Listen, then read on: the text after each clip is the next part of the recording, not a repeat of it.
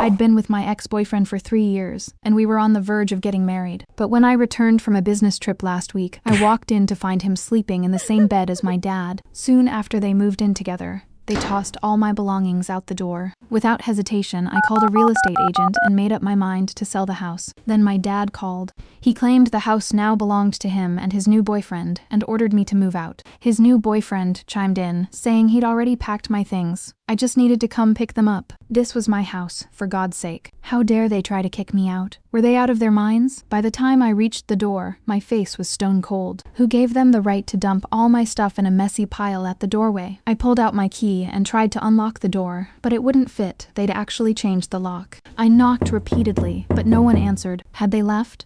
With no other options, I took out my phone and dialed 911, explaining that someone had maliciously changed my lock, leaving me locked out of my own home. I stood at the door, waiting for the police to arrive. Neighbors passing by stopped to ask what was wrong. I told them there might have been a break-in, my lock had been tampered with, and my things had been thrown outside. The older ladies next door looked at me with sympathy. Before long, the police and the property manager showed up. I pointed to the pile of my belongings on the ground. All of this is mine. Some thief threw it out, I said, and my key doesn't work anymore. The property manager confirmed to the police that the house was indeed mine, and a locksmith arrived shortly after. Once he unlocked the door, he told me to go inside and check carefully for any missing items. I stepped inside and looked around in disbelief. I'd only been gone a few days, but the house was barely recognizable. Just then, my dad walked in with my ex-boyfriend, Noah, holding a bag of groceries. When they saw the police in the house, both of them froze, looking confused. I put on a concerned expression. Dad, I'm so glad you guys were out. There was a break-in here. The lock was changed, and all my things were thrown outside. My dad froze, lost for words. He had no choice but to awkwardly tell the police that he'd changed the lock and forgotten to inform me, shooting me a sharp glare when he thought no one was looking. He added that the things at the door were just stuff he didn't want anymore, so he'd thrown them out. Dad, how could you throw my things away like that? I said, my voice trembling as I fought back tears, putting on a helpless act. The police, noticing the tension between us, guessed it might be a family dispute. They lectured my dad, telling him to resolve conflicts calmly instead of changing the lock and tossing his daughter's belongings outside. My dad was left tongue-tied, unable to defend himself. Once the police left, my dad's face turned from red to livid, and he started yelling at me. You embarrassing little brat. How dare you call the police? What's wrong with you? Dad, I just thought there was a thief. I was worried about you, I said, deliberately pushing his buttons. I don't need your fake concern. It's going to give me a heart attack, I snorted. That little bit of provocation was nothing to me. Hurry up and pack your things. Move out now, my dad snapped, eager to get rid of me. I couldn't help but laugh. Dad, you're really going to kick me out for a stranger? My dad froze, caught off guard. I turned to Noah and glared at him. Do you think you have any right to live in my house? I knew he must have been the one egging my dad on to kick me out. He's not a stranger. He's my partner. You're an adult now. You should be living on your own, my dad said. Partner? The word made my stomach churn. Noah had the nerve to encourage my dad, but now he stood there, silent as a mouse. Dad, do you even remember who this house belongs to? Of course it's mine, he replied without hesitation. How could someone be so shameless? I smiled coldly. When did my mom's house become yours? I worked so hard to take care of you all these years. Can't your mom give me the house if she wants to? I could see the hesitation in his eyes. He was guilty. I glanced at my ex-boyfriend. What a coward. Noah, are you really this useless? A man hiding behind another man. Pathetic, a sneered. Isabella, show some respect for your elders. My dad jumped to Noah's defense after just one sentence. Elder? That's ridiculous. What kind of elder is he? Does morality even recognize your relationship? Stealing your own daughter's boyfriend. It's laughable. Ungrateful girl. Get out of here. I'd hit a nerve, and he was furious. Bella, how could you say that? Look at you. You're making your dad's blood pressure spike, Noah said, trying to sound caring. I was tired of wasting my breath on the two of them. I figured the real estate agent I'd called should be arriving soon. I'd texted Sarah, the agent I'd contacted the day before, while the police were lecturing my dad. Sure enough, my phone buzzed with a text. I got up to open the door and let Sarah in to appraise the house. We're not selling this house. Don't listen to this brat. My dad rushed over to Miss Sarah, glaring at me angrily. His name isn't on the deed. Just focus on looking around and giving an estimate, I told Sarah. There's a subway station just a short walk from this neighborhood, and the elementary and middle schools nearby are among the top in Los Angeles. I listed the house's advantages to Sarah while my dad kept calling my mom repeatedly. Unreachable, of course. My mom had blocked him long ago. I told Sarah to sell the house as soon as possible. With so many advantages, it deserved a good price. After Sarah left, I turned to my dad and Noah and ordered them to move out quickly. I'm not moving. What right do you have to tell me to leave? My dad snapped. Yeah, you're being way too harsh, Noah added. Kicking your own dad out. Aren't you afraid people will laugh at you? Kicking your own daughter out isn't harsh? Isn't that embarrassing? I retorted coldly. The two of them were left speechless. I have every right. This house is mine. I'm giving you a deadline to move out. Do you hear me? Otherwise, I won't hesitate to send you a legal letter. I ignored their angry glares and walked out. Noah and I had started dating in our junior year at UCLA, and we'd been together for over 3 years. 2 weeks earlier, I'd come back from a business trip. I hadn't told him in advance. I wanted to surprise him. It was 5 p.m. when I landed at LAX. I called him to pick me up so we could go out for dinner, but he didn't answer after 3 calls. I figured he was working overtime, so I had to drag my luggage home alone. As soon as I walked in, I saw a mess of clothes scattered across the living room floor. I was confused until I heard sounds coming from the bedroom. My dad's door was slightly ajar. I walked over and pushed it open, and what I saw made my blood run cold. My dad and Noah were fast asleep in the same bed. I couldn't believe my eyes. Thinking about the clothes in the living room, anger surged through me. Noah, I wanted to slap him across the face. I stormed to the bathroom, filled a basin with cold water. I couldn't calm down. They deserved to cool off too. I poured the entire basin of water over their faces. Noah, you better give me a good explanation, I said, staring at them as they woke up, disoriented. Baby, let me explain, he started. I grabbed a glass of cold water from the nightstand and poured it over him again. Shut up, don't call me that. Noah put on a sad, pitiful face. My dad saw this and shouted at me. What do you think you're doing? Stop bullying Noah. Oh my God, was this really my dad? How could he say something so disgusting? I never knew my dad would stoop so low as to steal his own daughter's boyfriend and sleep with him. Are you that desperate? You.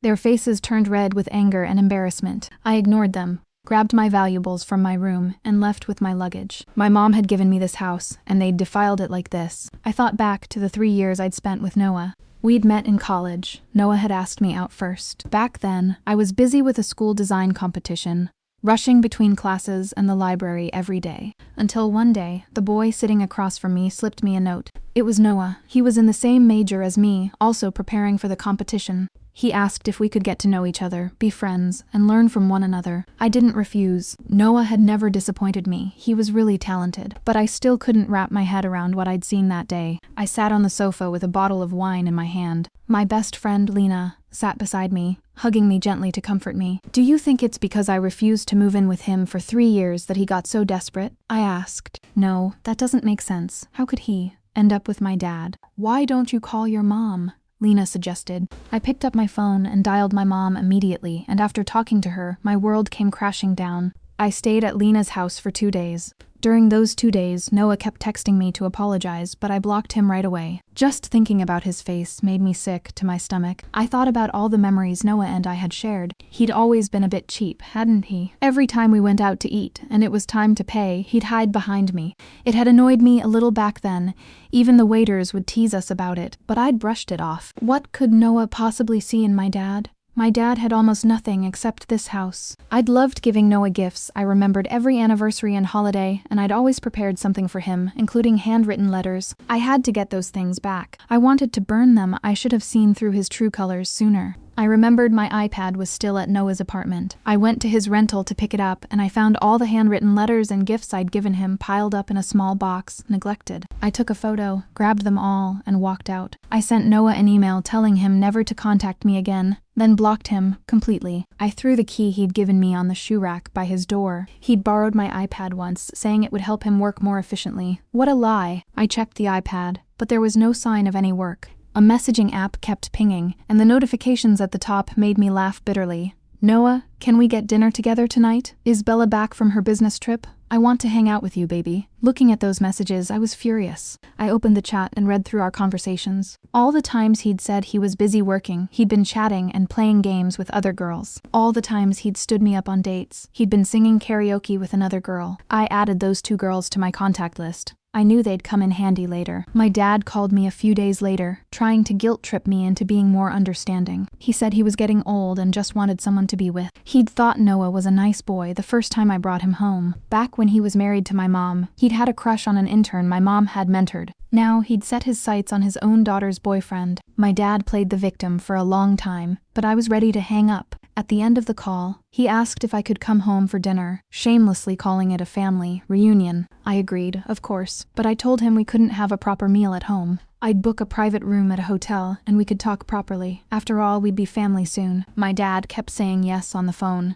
Completely unaware that I was planning to give him a big surprise, I called a high-end hotel in Los Angeles and booked a large private room. I also asked Lena to come with me. "I'm taking you to watch a show tomorrow," I told her. "Will it be good?" she asked. "Absolutely. You won't be disappointed." Lena was great at makeup, so I asked her to do a haggard, tired look for me. Lena and I arrived early. I specially ordered some green dishes loaded with green vegetables, and told the waiter not to serve them yet, just pack them up. Then I ordered some of my favorite dishes. Now, we just waited for everyone to arrive. My aunt, uncle, and 2 cousins came first. As soon as they walked into the private room, they asked what the celebration was. "It's my dad's good news," I said. My aunt looked stunned. I smiled and told them to sit down. We'd announce it when everyone was here. "Bella, what's wrong with your face?" my aunt asked, noticing how pale I looked. "Nothing. I've just been a little tired these past 2 days. You need to rest more," she said. "Don't overwork yourself." The elders cared about me warmly. I'd invited all of my dad's relatives, his siblings, aunts, uncles, and all of my mom's side too. When I called them these past 2 days, I'd made sure to tell them to come. Today, I invited everyone here for my dad's good news. He wanted to keep it low-key, so we're not having a big party, I said. "Are you and your mom getting back together?" someone asked. I shook my head with a smile. "My dad and his partner will be here soon. You'll see." Lena and I exchanged a look. The show was about to begin. I told everyone that my dad and Noah had arrived at the hotel. I'd built up their expectations from the moment I called the relatives, and the bigger their expectations, the bigger the shock would be. My dad and Noah walked into the room together. They froze when they saw all the relatives staring at them. Someone let out a gasp. I stood up, pulled my dad and Noah into the room, closed the door, and left a small crack. "Dad, today's your big day. I invited everyone to celebrate with us," I said. I watched as his face turned black instantly. The relatives sitting around the table started whispering among themselves. "Richard, your second chance at love is quite unexpected," my uncle said first, breaking the silence. "Who told you to invite them?" My dad glared at me, his voice seething with anger. It was my turn to put on a show. "I just wanted to make it lively. I didn't know you'd dislike it." "I'm so sorry," I said, hanging my head and apologizing in a tearful voice. The relatives couldn't stand seeing me so upset and jumped in to defend me. "Richard, what's wrong with you? The girl has such a good heart. You're not grateful, and you're yelling at her?" "Exactly. Why wouldn't you invite us to such a happy occasion?" "Richard, why didn't you invite my sister? She'd definitely be happy for you," my mom's brother said. It seemed my uncle knew the real reason my parents had divorced. I smiled to myself as I heard the relative's words, glancing at my dad. His face was as black as coal. Noah's face was bright red with embarrassment. "Richard, introduce him." My cousin stood up and patted my dad on the shoulder. My dad swatted his hand away roughly. "Get out of here." My cousin was instantly upset. I hurried over to pull him away and comfort him. "My dad's just shy. I'll introduce him. This is Noah. We met in college. He was my boyfriend for 3 years. We broke up recently because we weren't a good fit. I thought it was a shame we couldn't be family, but now it's okay. We'll all be family soon. He and my dad are perfect for each other. I'm so happy I could help them," I said, my voice sweet but laced with sarcasm. "What are you talking about?" my dad roared, raising his hand to hit me when he realized I was hinting that he'd stolen my boyfriend. My cousin rushed to protect me, and my uncle and aunt jumped up too. "Richard, you're such a jerk. Your daughter is so good to you, and you're going to hit her. Richard, have some dignity. Your daughter is already covering for you." My dad's face turned red, and then back to black as he listened to the relatives scolding. He grabbed Noah's hand and ran out of the room in embarrassment. "I'm so sorry. I ruined your happy day," I said, pretending to be sad. The relatives came over to comfort me. "Anyway, everyone's here. Let's eat," I said, calling the waiter to serve the food. I excused myself to go freshen up and left the private room. You were amazing just now, Lena said, stunned by my move. I took her to the front desk to pay, then asked the waiter to take the green dishes I'd ordered to my dad. I didn't need to go back to the private room to know what the relatives were talking about. When I walked to the door, I heard my uncle crying. He was telling everyone the real reason my parents had divorced. My mom had been kind enough to let my dad save face back then. I imagined how my dad and Noah would look when they saw those green dishes, and I laughed as I hugged Lena. I'd finally gotten a little revenge, but this wasn't over yet. My dad was furious, and I guessed he'd been egged on by Noah again, planning to kick me out for good. But I'd already called the agent to sell the house. I received a text from Sarah. Miss Isabella, the house is valued at $1.4 million. My mom had never imagined the house would appreciate so much when she bought it. I told Sarah to sell it as soon as possible. Lena called me later and asked if I knew that Noah had been slapped by 2 girls right after he left the hotel. Of course I knew. Those were the 2 girls from the messaging app. After adding them, I'd quickly met up with them at a coffee shop. They were already there when I arrived, arguing fiercely. I rolled my eyes, arguing over a guy like Noah. They had terrible taste. I walked over and sat down in front of them. "Oh, Bella, are you here to claim your man?" one of them said, mocking me. "Sister, is Noah busy today so he couldn't come with you?" the other asked. I shook my head helplessly. "You two need to calm down. We're all girls, after all." I told them my tragic, bizarre story. Of course, they didn't believe me, accusing me of smearing Noah's reputation. "You can come see for yourselves before you judge," I said. "We're all girls, and everyone's love story is different, but Noah's behavior is really disgusting. I won't close the door all the way. You can peek outside." I kindly reminded them not to go too far. Leave him some dignity. But those 2 girls ended up making a scene right at the hotel entrance. One cried. The other shouted, both yelling that they'd been cheated by Noah. Noah couldn't defend himself, and passers-by stared at him like he was a criminal. I went out to eat with Lena. While we waited for our food, Lena peeled a grapefruit for me, placing the slices neatly on a plate. In all the time I'd been with Noah, he'd never peeled fruit for me, but I'd always peeled fruit for him. What a waste. All that kindness given to someone who didn't deserve it. Lena asked me what I planned to do next. I said I'd kick them out, sell the house, and then go to live with my mom. Because of my dad, I'd misunderstood my mom for more than 10 years, holding a grudge against her. Now, I finally understood how she felt. My parents had met through a blind date arranged by their families. At that time, my mom had been working for 2 or 3 years and was already a somewhat well-known designer. My grandma and my mom's mom had met at a community party in Los Angeles. My grandma had taken a liking to my mom right away, and my mom's mom had liked my dad. The blind date was arranged immediately, and they got married soon after. I'd always known my mom was a workaholic. My dad had taken care of most things in my life, or so I thought. Now that I looked back, it was actually my grandma who had taken care of me. I'd always been closer to my dad, and I didn't like my mom very much. My parents divorced when I was in 6th grade. I didn't know the reason back then, I just knew they'd been fighting constantly. My mom had given up custody of me, letting my dad raise me. I'd been so happy about it. When I was 16, my mom came to see me, wanting to take me with her. I refused, even feeling a little resentful. When I was 18, my mom invited me out and transferred the deed of the house to my name. I didn't want it at first, saying it should go to my dad, but my mom said she'd bought it with her own money, and it was for me. Before we parted, she told me to keep it a secret, but I still remembered what she said. "In the future, you can sell this house or live in it. It's your choice. Don't rely on that man, your dad, and don't rely on any man." I hadn't fully understood it back then. After talking to my mom that night, I finally found out the truth. My parents had divorced because my dad had cheated with a boy, an intern my mom had mentored. My dad had met him at a company party. My mom had been furious, feeling betrayed and lied to. "I don't discriminate against your dad for liking men," she'd said, "but he shouldn't have lied to me, let alone married me under false pretenses." My mom felt like my dad had ruined her life. I understood her now. I was glad they'd divorced. They were better off apart. My mom was amazing. She'd worked hard on her own and was now a top designer. I wanted to be just like her. Sarah called me and said she'd been refused entry when she tried to show the house to a client. I rushed over. How dare they still be in the house?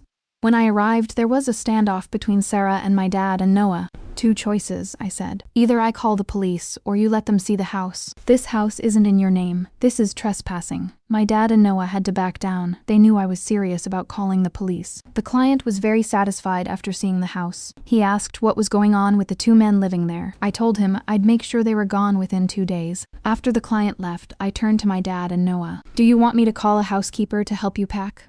"Ungrateful girl, how dare you kick me out?" my dad shouted. "First of all, this house isn't yours. Second, my mom let you live here to take care of me. Now that I'm an adult, you can move out," I said, my voice cold. "But I raised you all by myself. I worked so hard to bring you up. Can't you give me this house to spend my old age in?" my dad begged, his voice trembling. "Yeah, Bella," Noah said. "My husband worked so hard to raise you. How can you turn your back on him?" "Shut up, Noah. This is my family's business. You have no right to interfere." "Why are you in a hurry to play mom? You're not even qualified," I mocked. Noah had always been thin-skinned. Just a few words made his face turn bright red. "Dad, are you sure you want me to settle the score with you? Think carefully. It's not a pretty story," I said, warning him. "Isabella, get out of here." "Oh, you just reminded me. I'm planning to change my last name. From now on, I'll take my mom's last name, Elizabeth. But it's you two who need to get out of here. Since you want me to settle the score, let's do it. Ever since you, Richard, married my mom and I was born, you've had unstable jobs, hopping from one to another. Later, you became a stay-at-home dad. My mom sent you money every month. Every penny you spent was hers. When you divorced, when I was in 6th grade, you still didn't go out to work. My mom let you live in this house and sent you $4,000 a month in child support, $1,300 for my extracurricular classes, and the rest for food, clothing, and housing. Do you really think I don't know? You didn't spend all of it? I know you saved at least a third of it every month to invest in stocks, and you lost almost all of it. I actually believed your lie about being good at stocks. Before the divorce, you used to cook for me, but after 6th grade, I never saw you cook again. I either ate at school or at my grandma's house. Richard, where exactly did you take care of me? When I was little, it was mostly my grandma who took care of me. You're lying. Every penny was spent on you," my dad shouted, defensive. "The divorce agreement clearly states that the child support can't be used for anything else. If that's the case, I'll have my mom's lawyer send you a legal letter. And by the way, you'd better move out soon. Otherwise, I'll have the lawyer send you another one for trespassing." I ignored their angry protests and left. I called my mom and told her to have her lawyer send the letter regarding the child support. He was really shameless, using my mom's money, living in her house, and doing nothing. Every month, he'd take $400 from the child support to send to my grandma and grandpa, claiming it was for their care. Where was his shame? He'd told me that himself back then, saying he worked so hard as a stay-at-home dad that he deserved to take some money from my mom to support his parents. I'd been touched by it back then. My grandma and grandpa had always been good to me. That night, I decided to go to my grandma and grandpa's house for dinner. As soon as I walked in, they were overjoyed to see me. "It's not the weekend. Why are you here?" my grandpa asked. "I missed you, so I came," I said. "Let your grandma cook you something delicious," he replied. "Okay, Grandma, I'll help you," I said. I thought back to when I was in school, going to their house every weekend. Back then, my dad had said he was going to spend time with them, but now I realized that was a lie. He just didn't want to cook for me on weekends. Every time, he'd lie on the sofa like a king.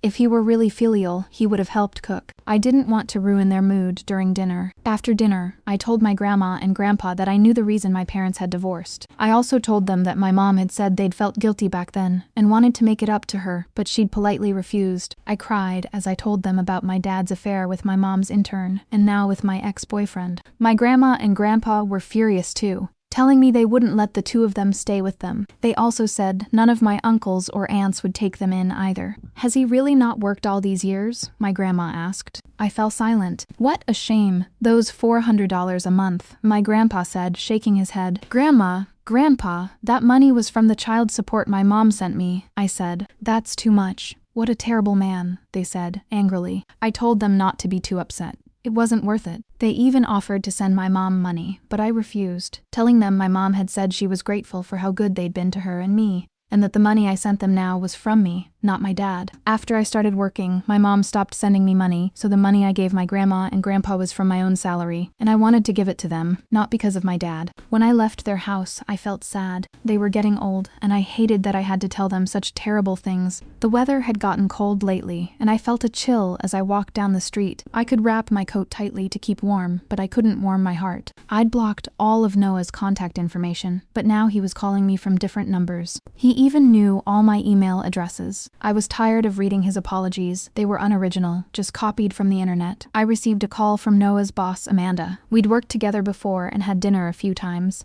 She asked me why Noah had been taking so many days off lately and why his work had become inefficient and low quality. I told her we'd broken up and I didn't know his recent situation. When Noah had applied for this job, the resume screening had been very strict. I'd helped him revise his resume several times. This company was actually where I'd interned. Back then, I'd asked my mentor to recommend Noah. Without me, he never would have gotten such a good job. After he started working, whenever he couldn't figure something out, he'd ask for my advice, and he'd almost always copy my ideas directly. His designs were full of my style. Now that he didn't have my help, he was obviously struggling. He'd changed. He no longer had the eagerness to learn and the dedication he'd had in college. Noah wasn't cut out for this job anymore. After work that day, I went back to Lena's house. As soon as I got to the door, I saw Noah standing a little way away. I could smell the strong stench of alcohol on him. "Noah, what are you doing here?" I asked, annoyed. How did he find out where I was staying?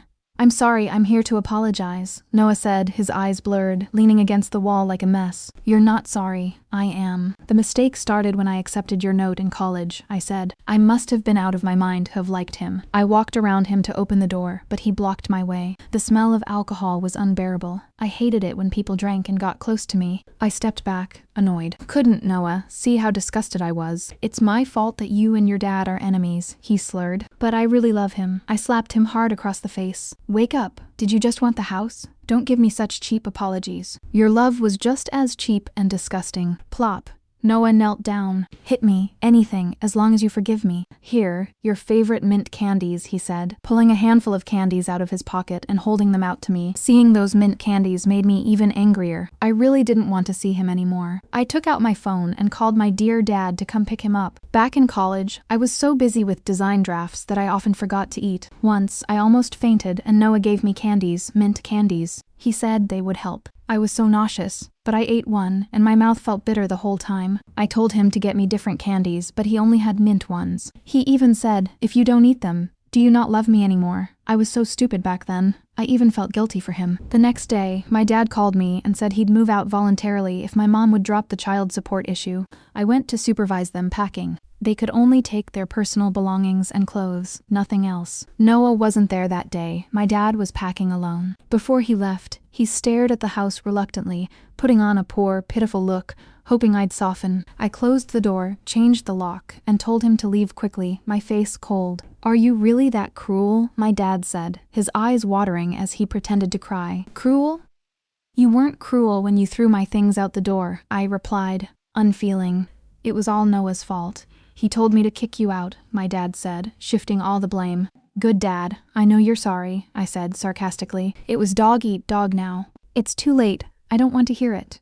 I threw the keys to Sarah and told her to sell the house quickly. After signing the contract and going through all the procedures, I received the full $1.4 million.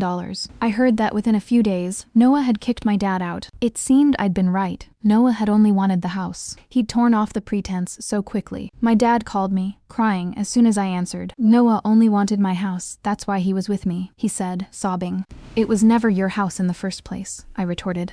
Not an ounce of sympathy in my voice. "I thought he liked me for my mature charm," my dad said, pitifully. "Your old face. Noah wouldn't even take it for free," I shot back. "Honey, he kicked me out. He thinks I'm useless, and no one will take me in," he cried. "I told them not to take you in," I added, twisting the knife. How could I have raised such an ungrateful daughter? I hung up the phone, not wanting to listen to his insults. He'd been living comfortably on my mom's money for years. Now he couldn't handle a little hardship. Lena and I were eating and talking. I'd expected this outcome from the start. I wasn't sure if Noah had any real feelings for my dad, but I was sure he'd been willing to sacrifice himself to live in that house. After graduating from college, Noah had become even cheaper. Every time we went out and it was time to pay, he'd hide behind me. Even the cashiers would tease us. I'd just laughed it off back then, but now I thought, if we'd really gotten married, would he have even asked for my salary card? Today, I was going to Noah's company to discuss a cooperation project with Amanda. Amanda was a straightforward, capable professional woman. After we finished talking about the contract, she complained about Noah half-jokingly, teasing me that I'd taken his talent with me when we broke up. I smiled and said, "Maybe it was never his talent to begin with. Noah had always asked for my advice, and his designs were full of my ideas. I hadn't cared back then, but now I wasn't going to let him use them anymore. He owed me that." Amanda looked at me with bright eyes, wanting an explanation. I gave her a firm look. Smart people would understand. A few days later, I heard that Noah had resigned. I packed my things and got ready to go see my mom. I received a call from an unknown number. It was Noah, begging for forgiveness again. He started blaming my dad, as usual. Why couldn't he reflect on himself? He said he'd been misled, that my dad had seduced him, that my dad had tempted him with the house. I asked him, "Are you an adult?" He fell silent for a long time before saying yes. "Then stop acting like a child. Don't blame others for your mistakes," I said. "And if you're a man, you should earn your own money. Staring at someone else's house is pathetic." I also told him that only someone with a weak will could be misled. "I don't want to hear from you again. This is over.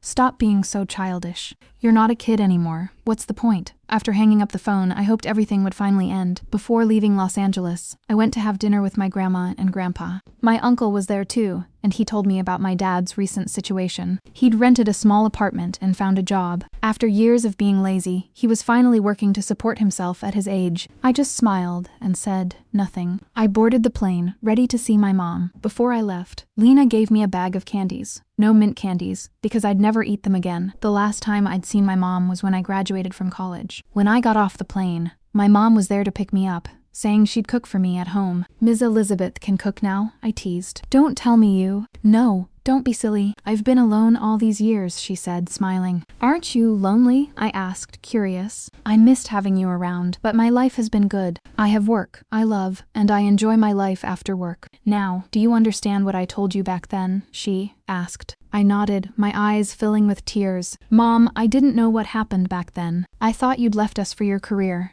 and I resented you. I'm sorry. If I'd known the truth, I would have never let Dad get away with it. I was too focused on my career back then, which is why I left you with him. I thought when you turned 16, my career would be stable, and I could take good care of you and bring you back," my mom said, her eyes turning red as she held my hand. "I didn't take good care of you before, but I'll make it up to you from now on." I nodded firmly and hugged her tightly, feeling all the tension and resentment melt away. From now on, I was going to start a new life.